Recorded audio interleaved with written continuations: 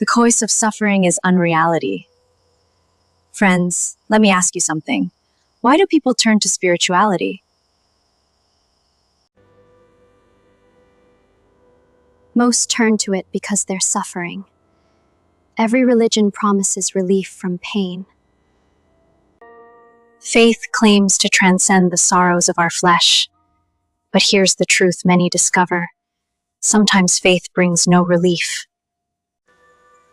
Sometimes therapy works better. Medications can lift depression quickly. So is there real power in spirituality? Let's find out together. First, understand this vital distinction. Pain is not the same as suffering. Your body discharges pain naturally. It lets go once the cause heals. Suffering is pain we hold on to. We cling to it through beliefs. We think pain is good. We believe we can't escape it. We feel we deserve it. Without these beliefs, suffering wouldn't exist. It takes mental force to create suffering. We blend belief with perception. And here's what we tell ourselves. We have no control over it. But that's the unreality talking. The secret is this: suffering comes from unreality itself. Let me share a story. I watched a TV show about makeovers. Identical twins appeared on the program. One twin wanted surgery. The other didn't. As adults, they no longer looked exactly alike. One had a broken nose, maybe damaged teeth, perhaps extra weight. Here's what struck me. The cosmetic differences were minor, yet both twins believed one was beautiful. The other was hideously ugly. The ugly twin compared herself daily. She suffered constantly. This shows us how suffering works. We overlook actual facts. We adopt negative perceptions. We reinforce them through obsessive thinking. We get lost in pain. We compare ourselves to others. We cement suffering through our relationships. This is the handbook for suffering. It builds unreality until it seems real. To end suffering, reverse these steps. Let's examine each one closely, overlooking the facts. Suffering often begins with denial. Years ago, researchers studied how people handle crisis. They wanted to know where people seek help. When disaster strikes, only 15% seek counseling. The rest watch television. They refused to examine the problem. The therapists were appalled. But I wondered, isn't this natural? People try to blot out pain with pleasure. Buddha saw this centuries ago. People tried to escape their suffering then too. They didn't have television, but the assumption was identical. Pleasure is better than pain. Here's the problem with that. Pleasure may work briefly. But Buddha taught something deeper. Life hurts because we don't examine suffering's cause. You could surround yourself with pleasure. Pool in Miami Beach. Favorite TV show. Chocolate and feathers tickling you. You'd feel little pain, but you could still suffer deeply. The only lasting solution is confronting the source. The first step is willingness. Look at what's actually happening. Negative perceptions. Reality is perception. Suffering people get trapped by their own perceptions. Here's the twist most miss. Perception controls pain by sealing out greater pain. The mind turns pain into something good. It's better than worse possibilities. This is why healing is hard. The mind's power turns against itself. Perception could end suffering instantly. Instead, it locks the door. Reinforcing perceptions are fluid naturally. But we can seal them in place. Consider anorexia nervosa. A teenage girl weighs under 90 pounds. Show her 4 body images, thinness to fattest. She'll say her body matches the fattest. Her frame is actually skeletal. Put her face on the photos. She still chooses the fattest one. She looks in the mirror, sees a fat person instead of a skeleton. Why?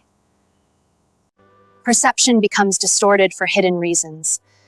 Once I decide something about yourself, the world must conform. Here's the rule. Reality is whatever you identify with. Wherever life hurts, we've locked into false identification. We tell ourselves unchallenged stories. Even surrounded by pleasure, the wrong story brings suffering.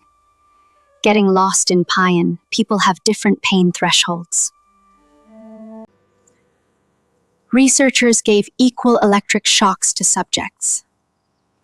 They rated the discomfort differently. What felt like level 10 to some felt like 1 to others.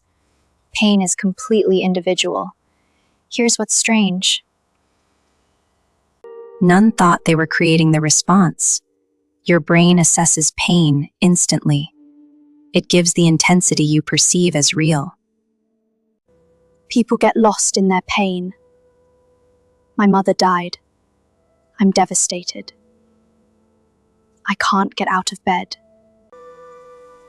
There seems a direct link, cause and effect, but it's not a straight line. Your whole history enters the picture. Emotions, memories, beliefs, expectations. Pain enters a black box first. Inside that box, it matches with everything you are.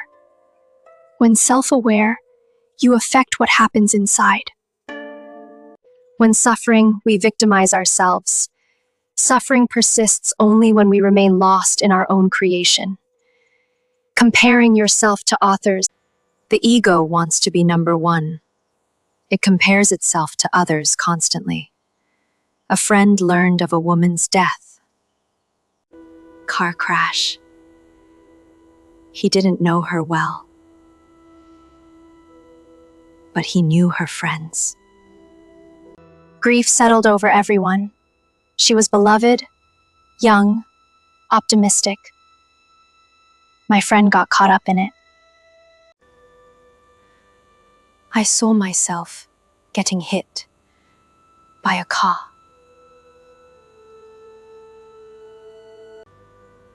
I thought I should do more. I went on vacation during the funeral. He couldn't enjoy himself. He kept thinking about the shock of dying. Then he realized something. That isn't my life. She isn't me, but felt strange to him. Isn't compassion good? Shouldn't he share the grief? But he stopped comparing himself to someone else. We all gain identity from others. Our suffering style is learned. You feel stoic or weak as others taught you. Controlled or victimized. Desperate or hopeful.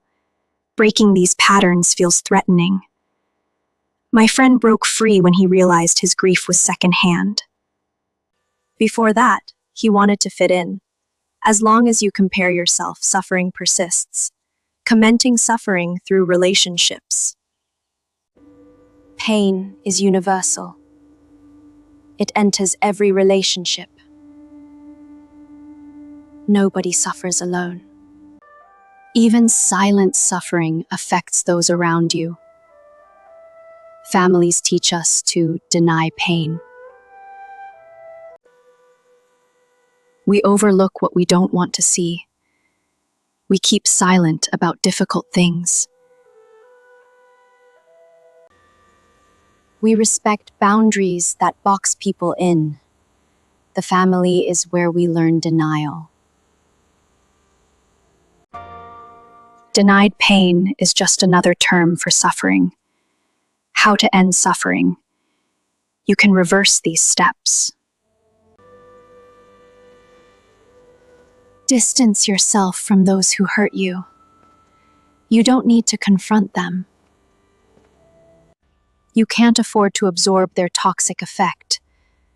Keep your distance if necessary. Examine your motives for wanting to suffer. Do you deny anything is wrong? Do you think not showing pain makes you better? Do you enjoy attention when sick? Do you feel safe being alone? Belief systems trap us. They hold together the self we present. It's simpler not to have beliefs. Be open to life as it comes. Go with your inner intelligence. Your body follows familiar patterns too. Hypochondriacs grasp discomfort as serious illness. You use familiar sensations to confirm suffering. Depressed people interpret fatigue as depression. Strip away the interpretation. Instead of being sad, feel the energy of sadness. Here's how to discharge any energy. Take a deep breath and sit quietly. Feel the sensation in your body. Feel it without judgment.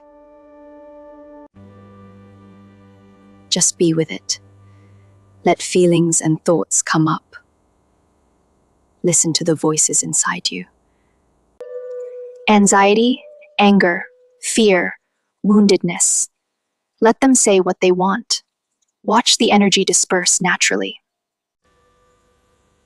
Don't demand complete discharge. Your body releases what it can. After a few hours or the next day, repeat this process. Spend just 5 minutes a day on any one area. Tiny steps bring big results. Awareness is nature's default position. Suffering and its complications are unnatural. It wastes energy to maintain that complexity. By working towards simplicity daily, you do your best. You end suffering by cutting out unreality's roots. Here's what I want you to remember. Suffering is not your destiny. It's not who you are. It's unreality that you've mistaken for truth. And unreality can't survive in awareness. When you stop overlooking facts, suffering loosens its grip. When you stop reinforcing negative perceptions, pain begins to flow. When you stop comparing yourself to others, you find your true self.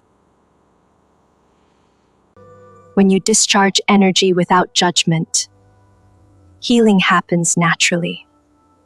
You have everything you need right now. Awareness is already within you. It's been there all along. The question isn't whether you can end your suffering. The question is, will you choose reality over unreality? Will you choose awareness over denial? Will you choose freedom over familiar pain?